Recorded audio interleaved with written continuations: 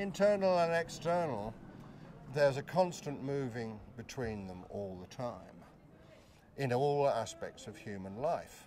Esoteric and exoteric, that's just a sub area, and it's an insignificant one. It's a very, very interesting one.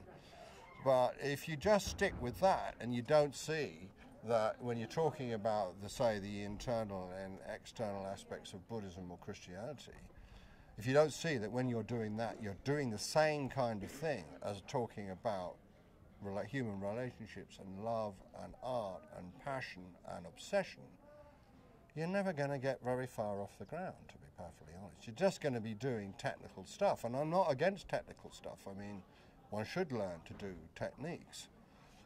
But what's the point of being a great mechanic if you never drive the car?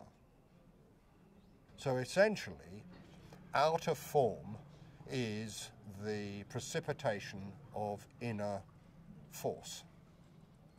That's true of physical objects. You know, an apple holds the form that it does because of the laws which govern its atoms and its molecules and part of a gravitational field, etc., etc., etc.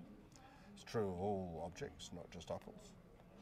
And an external exoteric teaching or dimension of a tradition is the representation of a set of inner truths that can be directly experienced. And when you directly experience them, you understand why the form is like it is. And you also understand why deviations from the true form are deviations and not the real thing. You can't have the internal without the external, and you can't have the external without the internal. So, when Lucy and I first met, we fell in love at the very first minute, right? You know, one of those stories. Which doesn't mean to say we've had a perfect 40-odd years since, but we did. You know, we're fantastically lucky. And, you know, I really didn't have much of a model to follow about how to deal with a woman that you love. I hadn't had a very good upbringing from my parents. You know, it wasn't their fault, but that's the way it was. I went to see her very shortly after we met, and something in me said, well, you should give her a present of some sort. You know, I mean, you know, I was 22. She was 18. I didn't really know why I thought that, but I did. Well, I didn't have anything. I was just walking up the garden path. So I just picked a blade of grass, and I went there, and I hadn't said I was coming, and she wasn't there, and I left the blade of grass and on a piece of paper saying, Lucy, this is for you. And she still got it, because she knew that I loved her. But I can't keep giving her blades of grass, man. I can't build a marriage on blades of grass. So that's where that form came from. For her and me, that's a code for one of the ways I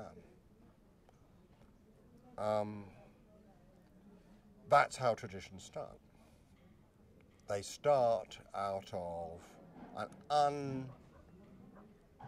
unsuppressible wish to express truth in all forms simultaneously, because that's the nature of truth, that which is love, which is liberation. Those three are all the same. You know, the external forms spring up spontaneously out of love, truth, and liberation, and then they are taken as necessary elements by those who wish to approach love, truth, and liberation from the outside. But we have to approach from the outside, unless you're really just given a revelation from on high, which does also happen, but it's very, very rare. So that's what you do. So, you know, it's like they say about going to university. In your second term, you spend the whole term shedding the friends you made in your first term. Not because you're a bastard and an unfriendly person, but because you were trying to seek something which has to arise by itself. So the external, you know, it's great when the internal's rocking, but if it isn't, then you just start collecting everything and trying to put it in your pocket and trying to archive it. And I'm not against archiving either. I mean, there's a reason for it. But archives aren't reality.